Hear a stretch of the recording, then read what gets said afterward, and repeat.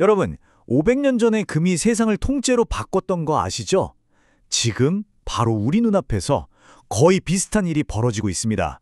새로운 디지털 골드러시가 시작된 겁니다. 바로 스테이블 코인 얘긴데요. 근데 이건 그냥 새로운 기술이 나왔다 이런 차원의 얘기가 절대 아닙니다. 지금 보시는 이 문구, 이게 절대 과장이 아니에요. 생각해 보세요. 우리가 월급 받고 물건 사고 저축하는 이 모든 방식의 근간이 지금 뿌리채 흔들리고 있다는 겁니다. 말 그대로 금융혁명 그 한복판에 바로 우리가 서 있는 거죠. 아니 근데 오늘날에 이 디지털 달러를 이야기하는데 왜 갑자기 500년 전으로 돌아가야 할까요? 좀 이상하죠? 그런데 놀랍게도 그 해답이 바로 저 머나먼 대항해 시대, 신대륙의 금과 은이 유럽으로 막 쏟아져 들어오던 바로 그 시절에 숨겨져 있습니다. 자, 그럼 같이 역사의 시계를 한번 16세기로 돌려보죠. 이때는 정말 아무도 예상 못했던 부의 홍수가 낡은 세상을 완전히 무너뜨리고 새로운 시대를 열어젖혔던 바로 그 거대한 변화의 순간입니다. 자, 이 타임라인을 한번 보세요. 여기서 진짜 재미있는 게 뭐냐면 연 1.5% 인플레이션. 이게 지금 우리한테는 에이 그게 대수야? 싶잖아요. 그쵸? 근데 1000년 동안 물가가 거의 안 변했던 사람들한테는 이게 정말 세상이 뒤집히는 충격이었던 거예요. 할아버지가 사 먹던 빵값을 손주가 똑같이 내고 사 먹던 그런 시대에 갑자기 내가 가진 돈의 가치가, 모든 것의 가치가 막 흔들리기 시작한 거죠. 한번 상상해 보세요. 기존 경제 시스템이 전혀 통제할 수 없는 것에서 전 세계 금과 은의 무려 80%가 갑자기 시장에 쏟아져 들어온 겁니다. 이 새로운 돈은 그냥 부자 몇 명 더 만드는 수준이 아니었어요. 기존의 권력 구조, 그 판 자체를 뒤흔들기 시작한 거죠. 바로 이 지점에서 역사의 물줄기가 완전히 바뀝니다. 자, 보세요. 왼쪽에 있는 봉건 영주들. 이 사람들은 부의 기반이 땅이었어요. 수입도 장기 계약으로 딱 고정되어 있었죠. 근데 화폐 가치가 떨어지니까 어떻게 됐을까요? 가만히 앉아서 매년 가난해진 겁니다. 반면에 오른쪽에 있는 새로운 상인 계급. 이들은 금으로 거래했어요. 유연했죠. 이 새로운 부의 흐름을 손에 쥔 이들이 새로운 권력의 중심으로 떠오른 겁니다. 이게 바로 우리가 아는 현대 자본주의의 시작이었어요. 자, 여기까지 500년 전 얘기를 왜 이렇게 길게 했을까요? 이게 오늘날이랑 무슨 상관이냐고요? 바로 이겁니다. 지금 우리가 스테이블 코인이라는 새로운 디지털 금을 통해서 역사가 정말 소름 돋게 비슷하게 반복되는 걸 목격하고 있기 때문이에요. 그럼 도대체 스테이블 코인이 뭘까요? 아주 간단하게 말하면 실제 미국 달러를 창고에 쌓아두고 그걸 담보로 발행하는 디지털 화폐예요. 그래서 1코인이 항상 1달러의 가치를 갖도록 설계된 거죠. 근데 여기서 진짜 중요한 핵심은 뭐냐? 바로 낡고 느리고 비싼 은행 시스템을 완전히 건너뛰고 그냥 인터넷 속도로 돈을 전 세계 어디로든 보낼 수 있다는 점입니다. 이 변화의 배경에는 아주 거대한 지정학적 움직임이 있어요. 이 차트 한번 보시죠. 예전에는 미국 국채를 가장 많이 사주던 큰손이 중국 같은 나라들이었거든요. 근데 지금 보세요. 보유량을 계속 줄이고 있죠. 전통적인 달러 수요가 서서히 흔들리기 시작했다는 신호입니다. 자, 그럼 문제가 생기죠. 기존의 푼손들은 떠나가고 있는데 막대한 빚을 계속 팔아야만 하는 미국 정부 입장에선 도대체 누가 이 국채를 사줄까요? 이거야말로 정말 수조 달러짜리 질문인 겁니다.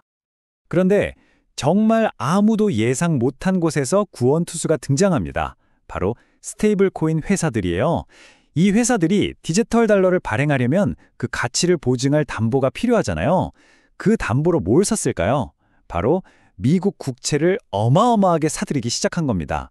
얼마 전까지만 해도 골칫덩어리라고 적대시하던 대상이 갑자기 세상에서 가장 중요한 고객님이 되어버린 거죠. 정말 아이러니하죠?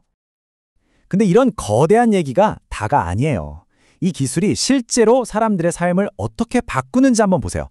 예를 들어 미국에서 일하는 노동자가 저기 아르헨티나에 있는 가족에게 돈을 보낸다고 생각해봐요.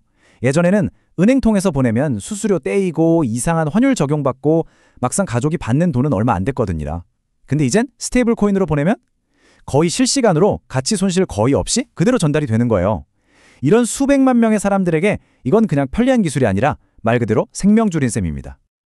자, 이렇게 거대한 변화의 흐름을 남들보다 먼저 읽고 움직이는 기업들은 벌써 미래에 엄청난 베팅을 하고 있습니다.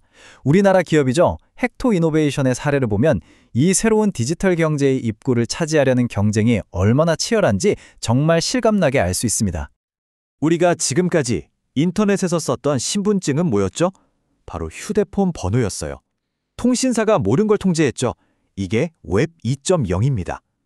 그런데 헥토 이노베이션은 미래를 다르게 본 거예요. 앞으로 올 웹 3.0 시대에는 개인이 직접 모든 걸 통제하는 디지털 지갑이 새로운 신분증이 될 거라고 본 거죠. 이 지갑 하나로 모든 디지털 자산, 모든 활동을 하게 되는 겁니다. 그래서 어떻게 쓸까요?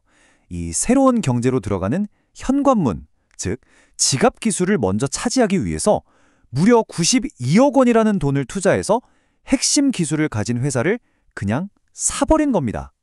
미래의 주도권을 잡기 위한 정말 과감한 베팅이었죠. 이들의 전략 아주 명확하고 단순해요. 앞으로 이 스테이블 코인 경제에 참여하고 싶은 사람은 누구든 지갑을 거쳐야만 한다. 결국 이 지갑을 통제하는 회사가 미래 금융 생태계의 문지기 역할을 하게 된다는 계산인 거죠. 자, 그럼 다시 처음으로 돌아가서 16세기 가격혁명을 떠올려보죠. 그때 그 변화가 봉건 영주들을 몰락시키고 상인 계급을 새로운 주인공으로 만들었잖아요.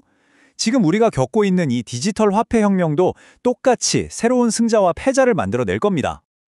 그럼 누가 이기고 누가 질까요? 이 표를 한번 같이 보시죠. 잠재적인 승자는 누구일까요? 바로 스타트업이나 소상공인들입니다. 왜냐? 이제 은행 같은 거대한 중간상인 없이도 전 세계 시장에 직접 뛰어들 수 있게 되니까요. 그럼 패자는 당연히 전통은행들이겠죠. 중간에서 수수료 받던 역할 자체가 위협받으니까요.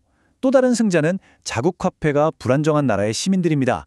자기 자산을 스스로 지킬 수 있게 되니까요. 반대로 중앙정부는 통화에 대한 통제력을 일부 잃게 되겠죠. 결국 핵심은 딱 이거예요. 500년 전 금이 새로운 상인 계급을 만들어냈던 것처럼 지금의 스테이블 코인은 국경도 없고 장벽도 없이 활동하는 새로운 디지털 기업가 계급을 만들어내고 있다는 겁니다. 권력이 소수의 거대한 기관에서 다수의 개인에게로 이동하고 있는 거죠. 생각해보면 과거의 그 거대한 화폐 혁명이 현대 자본주의라는 시스템 전체를 만들어냈잖아요. 그렇다면 지금 우리 눈앞에서 시작된 이 변화는 과연 어떤 새로운 세상을 만들어낼까요? 아직 아무도 정답을 몰라요. 하지만 분명한 건 그 미래가 바로 지금 우리 손으로 쓰여지고 있다는 겁니다. 이 거대한 흐름 앞으로도 계속 주목해야 할 이유입니다. 들어주셔서 감사합니다.